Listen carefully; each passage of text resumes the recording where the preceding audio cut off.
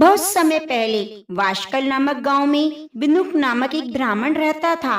वह अधर्मी, दुरात्मा और महापापी था। उसकी स्त्री बहुत सुंदर थी। उसका नाम था चंचुला।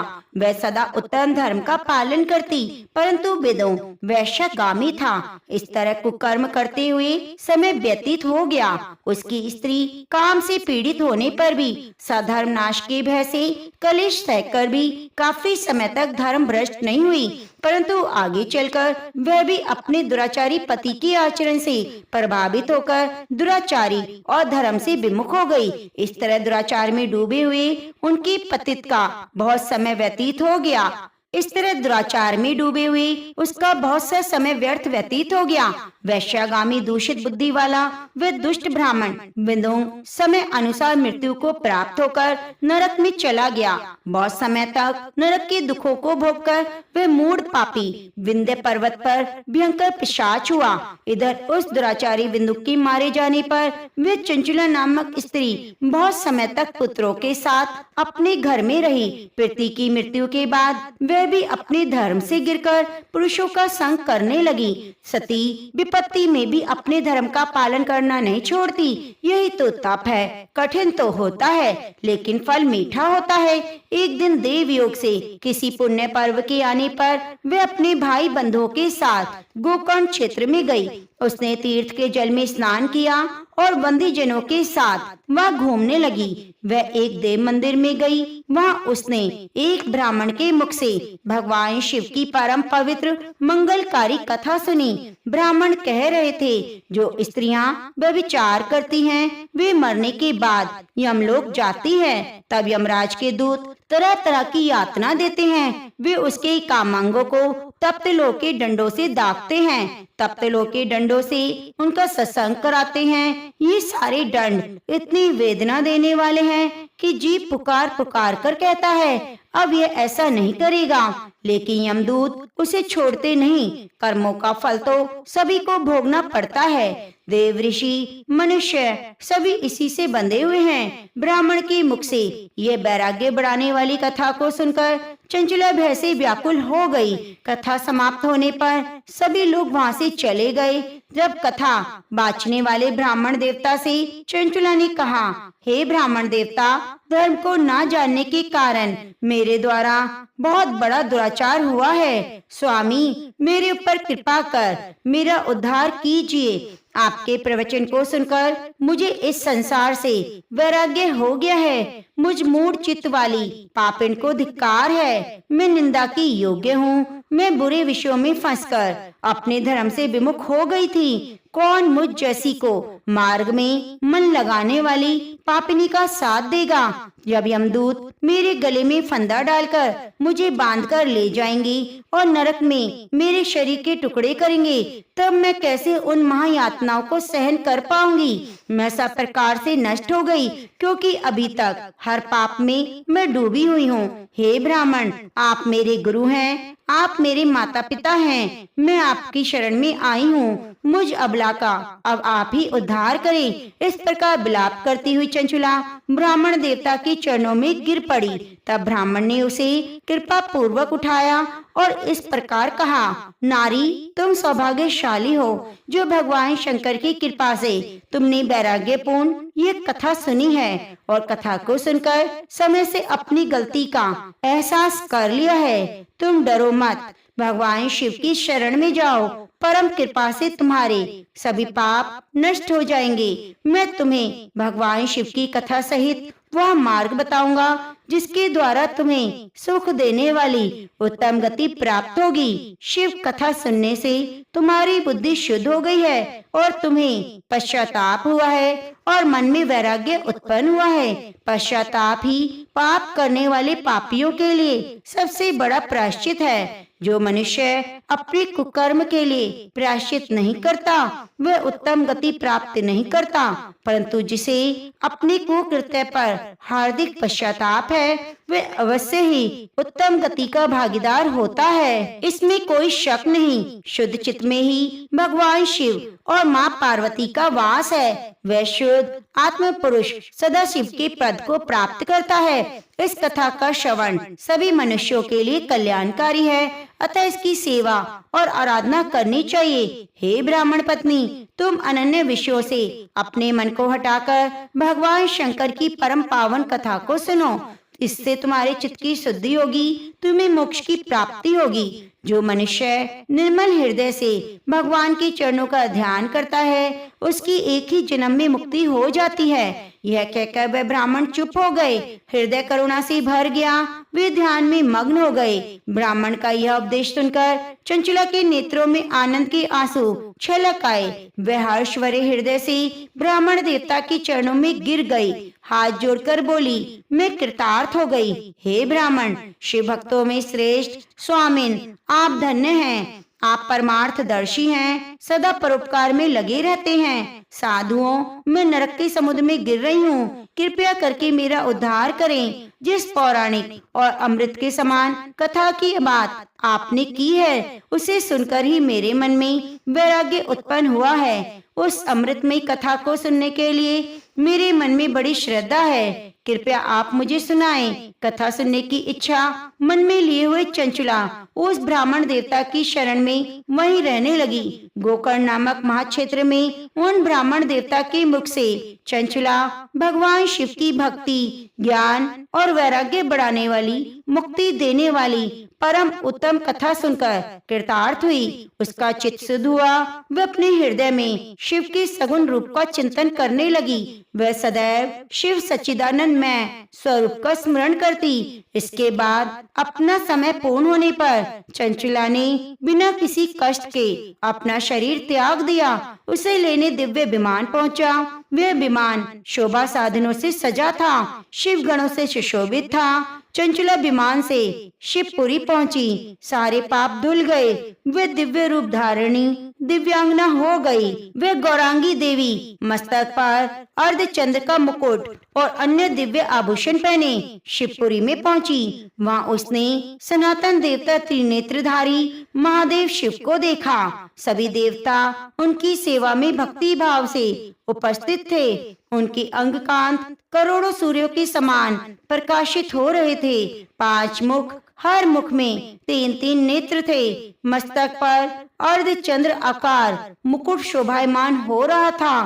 कंठ में नील चिन्ह। उनके साथ में देवी गौरी विराजमान थी, जो विद्युत पुंज के समान प्रकाशित हो रही थी। महादेव जी की कांति कपूर के समान गौण थी। उनके शरीर पर श्वेत वस्त्र थे और शरीर श्वेत भस्म से युक्त था। इस प्रकार भगवान शिव की परम उज्जवल रूप के दर्शन कर चंचला बहुत प्रसन्न हुई। उसने भगवान को बारंबार प्रणाम किया। हाथ जोड़कर प्रेम, आनंद और संतोष से युक्त होकर विनीत भाव से खड़ी हो गई। नेत्रों में आनंद के आंसू की धारा बहने लगी। भगवान शंकर, गौरी पार्वती ने करुणा के साथ सौम्य दृष्टि से देखकर चंचला को अपने पास बुलाया। गौरी उमा ने प्रेम पूर्वक अपनी सखी बना लिया। चंचला सुख पूर्वक भगवान शिव के धाम में उमा देवी की सखी के रूप में निवास करने लगी। एक दिन चंचला आनंद में मग्न उमा देवी के पास गई और हाथ जोड़कर स्तुति करने लगी। हे गिरिजानंदिनी, स्कंद माता उमा, आप सभी मनुष्यों और देवताओं द्वारा पूजित, सभी को सुख देने वाली हैं। आप शंभु प्रिया हैं। आप ही सगुणा और निर्गुणा हैं। हे सच्चिदानंद स्वरूपा, आप ही प्रकृति की पोषक हैं। हे माता, आप ही संसार की सृष्टि, पालन और संहार करने वाली हैं। इस प्रकार सदगति प्राप्त चंचला देवी की स्तुति कर शांत हो गई। उसकी आंखों में प्रेम के आंसू उमड़ आए। तब शंकर प्रिया भक्त वत्सला उमा देवी ने बड़े प्रेम से चंचला को चुप कराते हुए कहा, सखी चंचला, मैं तुम्हारी इस स्तुति से प्रसन्न हूँ। बोलो, क्या वर मांगती हो? तब चंचला बोली, हे गिरिजा कुमारी, मेरे पति बिदुंग इस समय कहाँ हैं? उनकी स्थिति कैसी है? मुझे बताएं। कोई उपाय कीजिए ताकि हम फिर से मिल सकें। हे महादेवी, मेरे पति एक शूद्र जाति वैश्य के प्रति आसक्त थे, पाप में डूबे थे। गिरिजा कुमारी बोली, बेटी, तुम्हारा पति बिदुंग पापी था। उनका अंत बड़ा भयानक हुआ।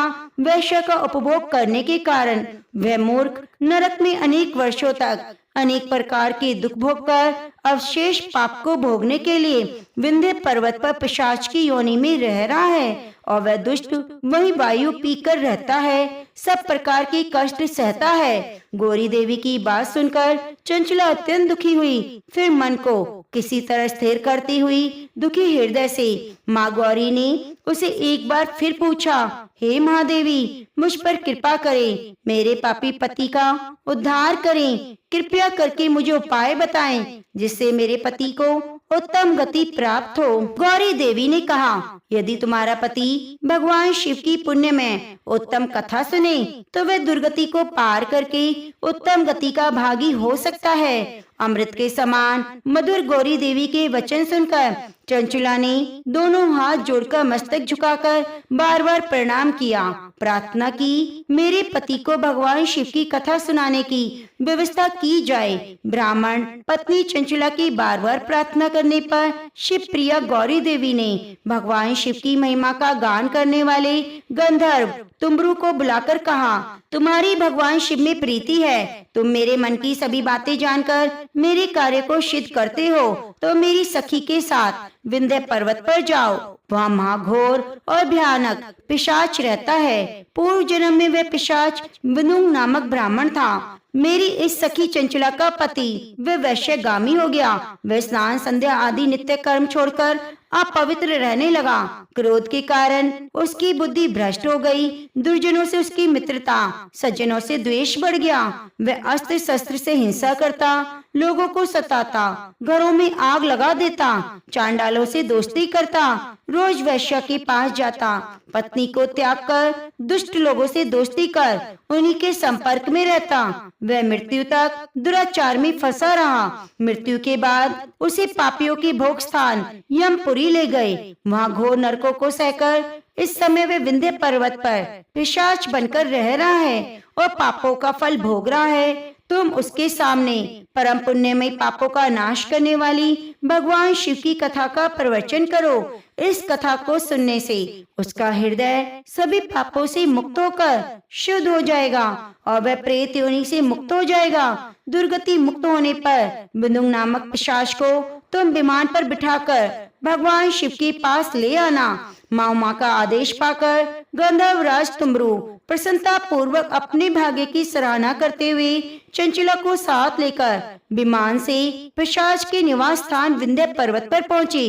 वहां पहुंचकर उन्होंने विशाल आकृति वाले पिशाच को देखा।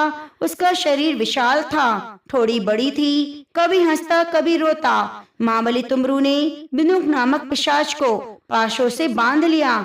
उसके बाद कथा बाँचने के लिए उत्तम स्थान तलाश कर मंडप की रचना की। शीघ्र ही इस बात का पता लोगों को चल गया। एक पिशाच के उद्धार हेतु देवी पार्वती की आज्ञा से भगवान शिव की कथा सुनाने तुम्बरू विंध्य पर्वत पर आया है। उस कथा को सुनने के लोभ से बहुत से देवऋषि वहां पहुंचे। सभी को आदर पूर्वक स्थान दिया गया।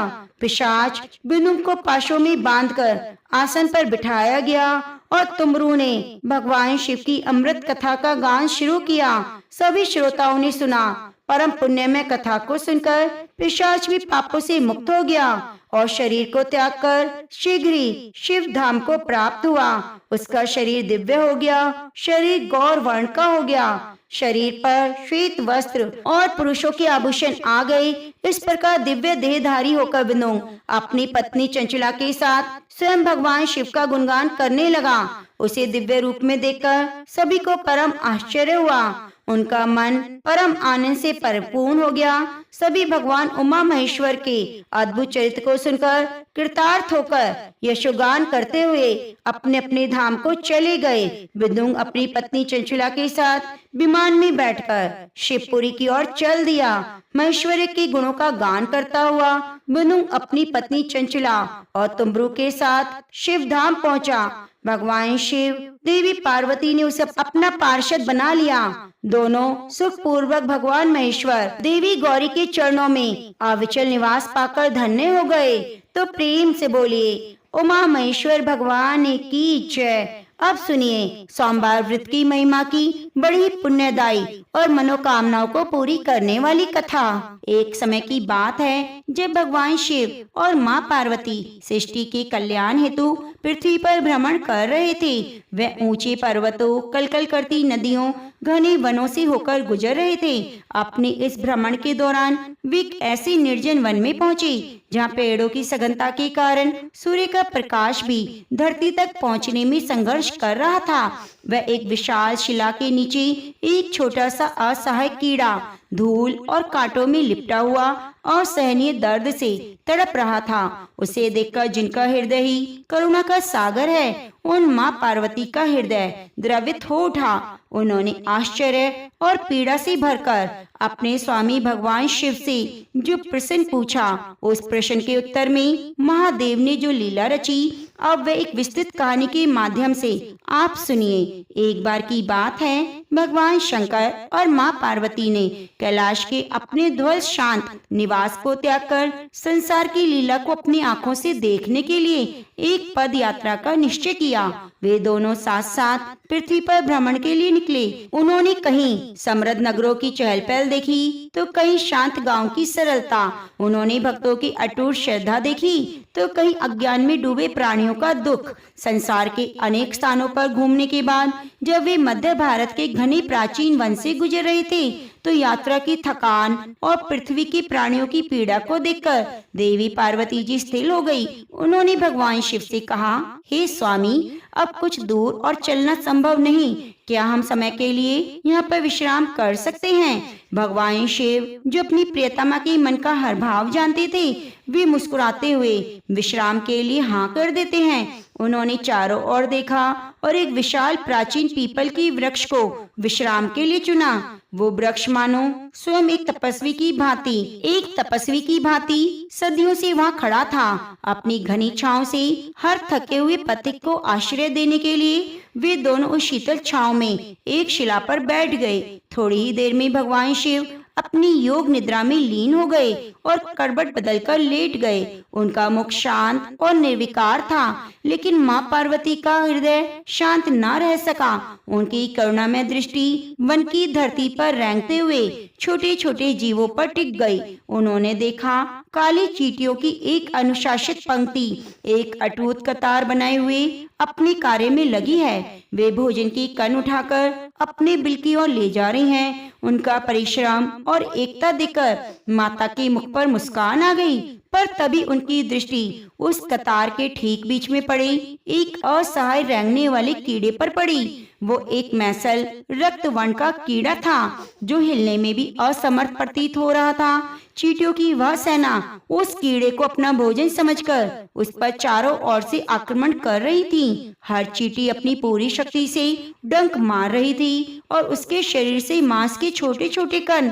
नोच रही थी। वह कीड़ा अपनी रक्षा करने में पूर्णतः असमर्थ था, क्योंकि चींटियों की संख्या हजारों में थी। चींटियों के हर प्रहार से उसका शरीर सिहर उठता। वह असहनीय पीड़ा से छटपटा रहा था। उसकी कोई चीख नहीं थी, कोई पुकार नहीं थी, बस एक तड़प थी जो कांपते हुए शरीर से व्यक्त हो रही थी। माँ पार्वती का हृदय विदारक दृश्य देखकर बहुत दुखी हुआ। उनका कोमल हृदय उस तुच्छ जीव की पीड़ा से व्याकुल हो उठा। वे सोचने लगी, मेरे स्वामी की बनाई हुई इस सृष्टि में इतना कष्ट क्यों?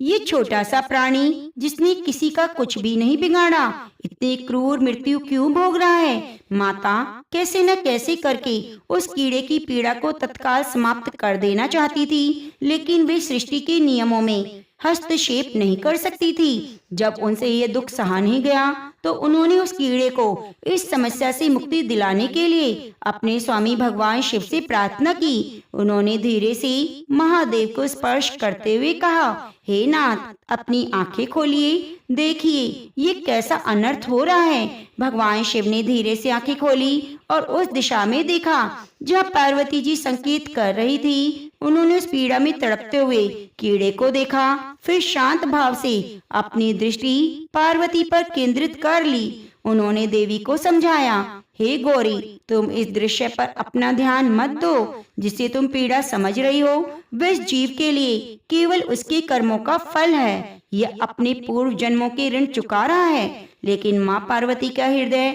जो करुणा का ही स्वरूप है, इस तर्क को स्वीकार ना कर सका। उन्होंने कहा, स्वामी, कर्म का विधान सत्य होगा, किंतु क्या करुणा का धर्म उससे बढ़कर नहीं?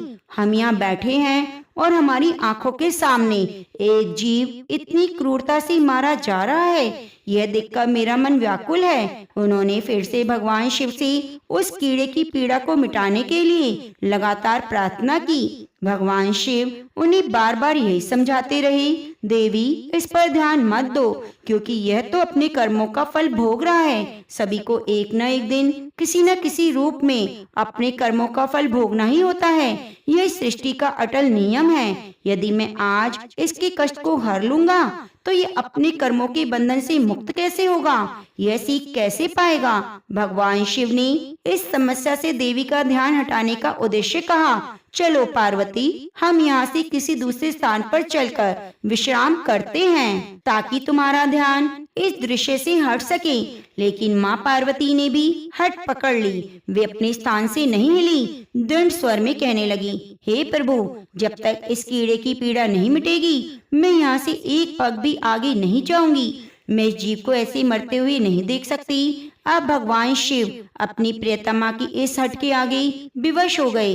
वे जानते थे कि पार्वती का यह हट उनके अहंकार का नहीं, बल्कि उनकी असीम करुणा का प्रतीक है। वे मंद मंद मुस्कुराए और समझ गए, अब एक नई लीला रचने का समय आ गया है। एक ऐसी लीला जिसमें पार्वती के साथ साथ पूरे संसार को कर्म का एक गूढ़ रहस्य समझ आएगा। भगवान शिव बोले, हे देवी, तुम्हारी इच्छा पूरी होगी। मैं इसका कष्ट दूर कर रहा हूँ, लेकिन मेरे एक वचन को ध्यान में रखना। यदि बाद में यह प्राणी अपनी प्रकृति के अनुसार कोई गड़बड़ करे तो मुझे दोष मत देना।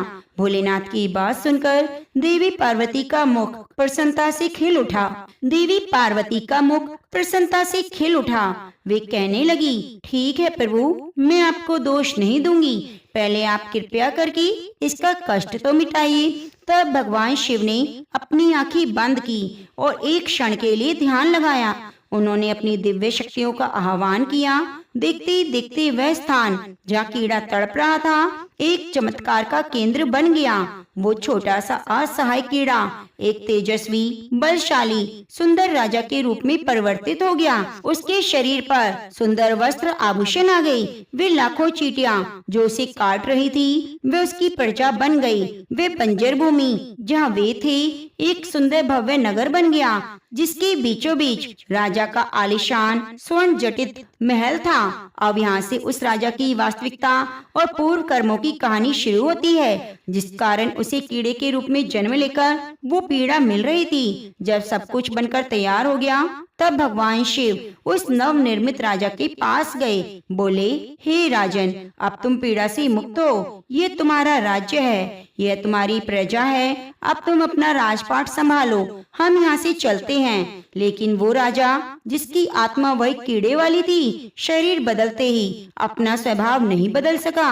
उसके भीतर का घमंड, वासना, अज्ञान अब और प्रबल हो गया। उसने जैसे अनुपम सौंदर्य की स्वामिनी माँ पार्वती को देखा, उसकी सुंदरता पर मोहित हो गए। उसने आप देखा न ताब आगे बढ़कर माँ पार्वती का हाथ पकड़ लिया और भगवान शिव का अपमान करते हुए बोले, अरे योगी, वन वन भटकने वाले एक साधारण सा ब्राह्मण, भला तेरे साथ ये अप्सरा जैसी सुंदर स्त्री कैसे रह सकती है? अरे इसकी जगह तो मेरे महल में है, मैं इसे अपनी पटरानी बनाऊंगा। इतनी सुंदर स्त्री एक राजा की रानी ही हो सकती है, न कि एक योगी की। अब मेरी बात ध्यान से सुन और यहाँ से चुपचाप चला जा। अब ये मेरी रानी बनेगी। यह सुनकर और देखकर तो माँ पार्वती हैरान हो गई। जिस जीव के लिए उनका हृदय करुणा से भरा था, वही अब उसका अपमान कर रहा था। तब भगवान शिव ने शांत रहते हुए उस राजा को, जो अपनी पूर्व जन्म में कीड़ा था, समझाने की बहुत कोशिश की। भगवान बोले, हे राजन, अपनी सीमाओं का उल्लंघन मत करो। यह मेरी पत्नी है, तुम अपने राजपाट का सुख भोगो। तुम्हें तो हजारों रूपमती रानियां मिल जाएंगी। भगवान शिव ने बहुत समझाने का प्रयास किया, लेकिन वो राजा अपनी जिद पर अड़ा रहा। बोला, मुझे हजारों रानियां नहीं चाहिए, मुझे तो यही चाहिए। तब भगवान शिव ने गहरी सांस ली और पार्वती की ओर देखा। ठीक है राजा, जैसे तुम्हारी इच्छा, तुम इसे अपनी रानी बना लो, मैं चलता हूँ। भगवान की यह बात सुनते ही माता पार्वती के तो पैरों तले जमीन खिसक गई। वे भगवान शिव के चरणों में गिर गई और रोते हुए बोली, स्वामी, आप ये क्या कह रहे हैं? आप मुझे इस दुष्ट की दुविधा में छोड़कर अकेले कैसे जा सकते हैं? तब भगवान शिव ने उठाते हुए कहा, हे देवी, मैंने तो तुमसे पहले ही कहा था मैं इसका कष्ट मिटा दूंगा, लेकिन बाद में अगर कुछ गड़बड़ करता है तो मुझे दोष मत देना। तुमने इसकी पीड़ा को हरने के लिए हठ किया था। तब माँ पार्वती की आंखें खुल गईं।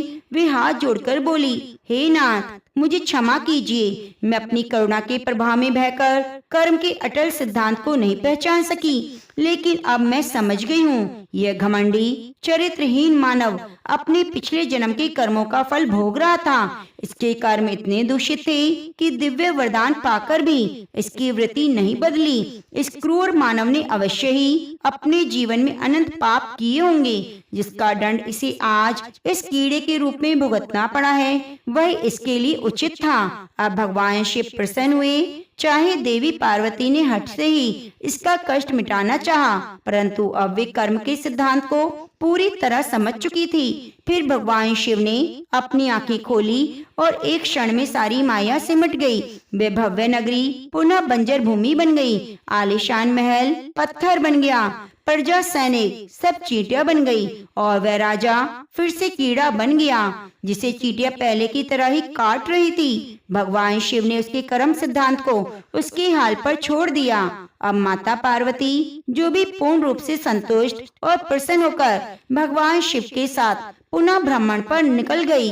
उनके मन में अब कोई संशय नहीं था। वे जान चुकी थी कि सच्ची करुणा किसी को उसकी कर्म फल से बचाने में नहीं, बल्कि उसके धर्म के मार्ग पर चलने की प्रेरणा देने में है। इसी तरह से मेरे प्रिय भक्तजनों, इस संसार के हर प्राणी को अपनी अच्छे और बुरे कर्मों का फल तो भोगना होगा। आज नहीं तो कल, कल नहीं तो आगे, इस जन्म में नहीं तो अगले जन्म में। लेखा कभी समाप्त नहीं होता, तो इसीलिए जीवन में सत्कर्म करे, भगवत नाम का स्मरण करे और जिंदगी में राधे राधे कहते हुए, नमः शिवाय का जाप करते हुए अपना जीवन व्यतीत करें। महामुनि मार्कंडेय जी की शिव उपासना की कथा। सृष्टि के आरंभिक काल में जब ऋषियों का तप ही संसार की सबसे बड़ी शक्ति थी, भृगुकुल में एक तेजस्वी ऋषि हुए, महर्षि मुकुंडु। वे और उनकी पत्नी मरुदती नर्मदा नदी के तट पर अपनी साधना में लीन रहती। उनके पास ज्ञान था, सम्मान था, तप की शक्ति थी, लेकिन उनके जीवन में संतान का सुख नहीं था। समाज में ताने और वंश को आगे बढ़ाने की चिंता ने उन्हें परेशान कर दिया।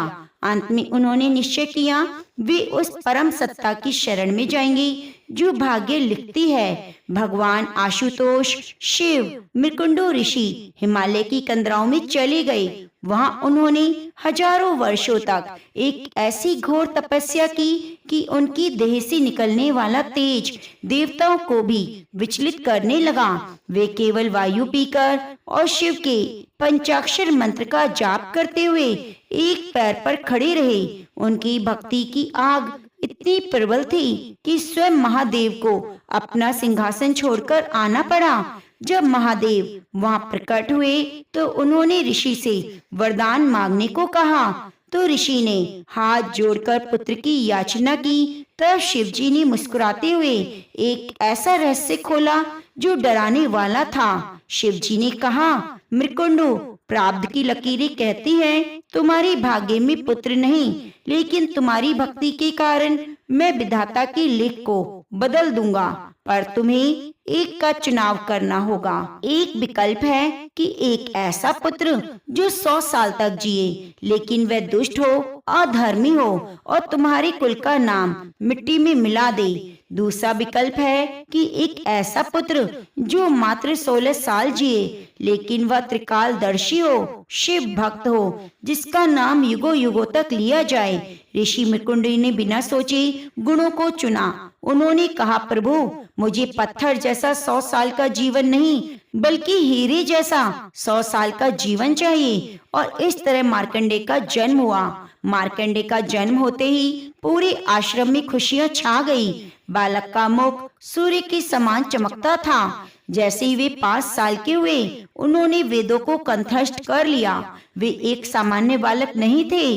वे जब बोलते थे तो ऐसा लगता जैसे साक्षात माता सरस्वती उनकी कंठ में बैठी हो। वे ऋषियों के साथ शास्त्रार्थ करते, बड़े बड़े विद्वानों को पराजित कर देते। उनके माता पिता उन्हें देखकर खुश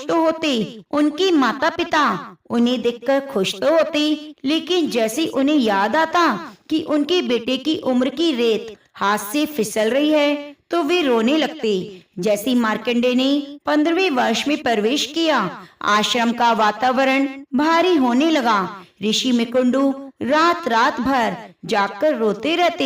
एक दिन मार्कंडे ने पिता के पैर पकड़ लिए और पूछा, पिताजी क्या मुझसे कोई अपराध हुआ है? आप मुझसे क्यों दुखी हैं? तब ऋषि ने रोते हुए सब बता दिया जो शिवजी ने वरदान देते समय कहा था। उन्होंने बताया अब उनके पास केवल कुछ महीने बचे हैं। यह सुनकर मार्कंडे डरे नहीं बल्कि उनके भीतर एक दिव्य साहस जागा। उन्होंने कहा, पिताजी अगर शिवजी ने मुझे जन्म दिया है तो वे मेरी रक्षा करेंगे। मार्कंडे ने अपना घर छोड़ दिया और समुद्र के किनारे एकांत स्थान पर गए। वहां उन्होंने रेत से शिवलिंग बनाया और संकल्प लिया वे भगवान शिव के चरणों को नहीं छोड़ेंगे। यही उन्होंने महामृत्युंजय मंत्र को अपनी साधना का आधार बनाया। उनकी तपस्या इतनी कठोर थी कि समुद्र की लहरें भी उनके पैरों के पास आकर रुक जाती। उन्होंने खाना पीना छोड़ दिया। उनकी श्वासें ओम नमः शिवाय की लय में बदल गई। उनके शरीर के चारों ओर एक ऐसी ऊर्जा ने घेरा बना लिया जिसे कोई भी पार नहीं कर सकता था। यमलोक में यमराज की काल पंजिका में मार्कंडेय जी की आयु पूरी हो चुकी थी। यमराज ने पहले अपने दूतों को भेजा, लेकिन जब यमदूत मार्कंडेय जी के पास पहुँचे तो उस बालक के तेज से उनकी आंखें चौंधिया गई। बालक के मंत्रों की शक्ति ने यमदूतों को पीछे ढकेल दिया। दूतों ने वापस जाकर कहा, प्रभु वह बालक साधारण नहीं, उसके पास जाने की हिम्मत हम में नहीं। तब यमराज स्वयं अपने विशालकाय भैंसे पर सवार होकर धरती की ओर चले। उनके हाथों में काल पाश था और वे साक्षात मृत्यु की तरह भयानक लग रहे थे। अब जब यमराज वहां पहुंचे तो उन्होंने देखा कि मार्कंडेय समाधि में लीन हैं और शिवलिंग को अपनी बाहों में भरे हुए हैं। यमराज ने गूंजती आवाज में कहा, मार्कंडेय समय पूरा हुआ, चलो। मार्कंडेय ने अपनी आंखें खोली और यमराज को निडर होकर देखा। उन्होंने कहा, मैं अपने महादेव की शरण में हूँ, मैं कहीं नहीं जाऊंगा। तब क्रोधित होकर यमराज ने अपना काल पाश फेंका। वह फंदा मार्कंडेय के गले में पड़ा, लेकिन वह साथ ही शिवलिंग की चारों ओर लिपट गया।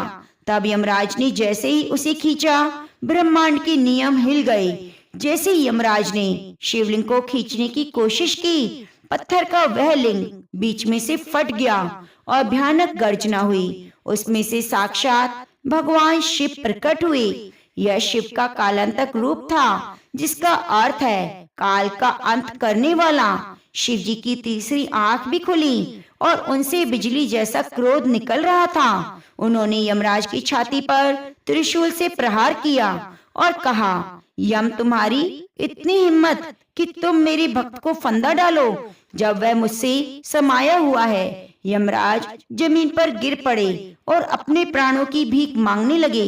तब यमराज ने हाथ जोड़कर कहा, हे महादेव, मैं तो बस विधाता के नियमों का पालन कर रहा था। तब शिव का क्रोध शांत हुआ और उन्होंने एक नई मर्यादा बनाई। मार्कंडेय को उठाया, गले से लगाया। शिव जी ने घोषणा की, आज से मार्कंडेय चिरंजीवी है, ये कभी बूढ़ा नहीं होगा, सदा 16 वर्ष की अवस्था में रहेगा। काल का चक्र इस पर काम नहीं करेगा। मार्कंडेय ने महादेव की चरणों में सिर झुकाया। तब से मार्कंडेय अमर हो गए। अमर होने के कारण मार्कंडे ने वह सब देखा जो कोई मनुष्य नहीं देख सकता। जब ब्रह्मा जी का दिन पूरा हुआ, धरती पर महाप्रलय आया तो सब कुछ डूब गया। मार्कंडे अकेले उस अनंत सागर में तैर रहे थे। हजारों सालों तक वे अकेले रहे। तब उन्हें एक रोशनी दिखी। एक बरगद के पत्ते पर नन्हे बालक के रूप में भगवान विष्णु लेटे हुए थे। भगवान ने मार्कंडे को अपने मुंह के अंदर खींच लिया। वहां ऋषि ने देखा पूरा ब्रह्मांड, तारे, नदियां, पर्वत सब उस बालक के पेट में सुरक्षित थे। यह देखकर मार्कंडे का सारा मोह खत्म हो गया। और जब प्रलय खत्म हुई और नई सृष्टि शुरू हुई तो मार्कंडे ऋषि को पुराण पुरुष कहा गया। उन्होंने अपने अनुभवों को मार्कंडे पुराण में लिखा। उन्होंने ही दुनिया को दुर्गा सप्तशती यानी चंडी पाठ का ज्ञान दिया। उन्होंने सिखाया कि शक्ति और शिव एक ही हैं। महाभारत के समय में उन्होंने पांडवों को वनवास के दौरान धीरज रखने की शिक्षा दी और भगवान राम की कथा सुनाकर हिम्मत भी दी। मार्कंडे ऋषि की यह कथा हमें बताती है कि मौत अंत नहीं है। अगर हमारे पास अटूट विश्वास है तो हम अपनी किस्मत को बदल सकते हैं।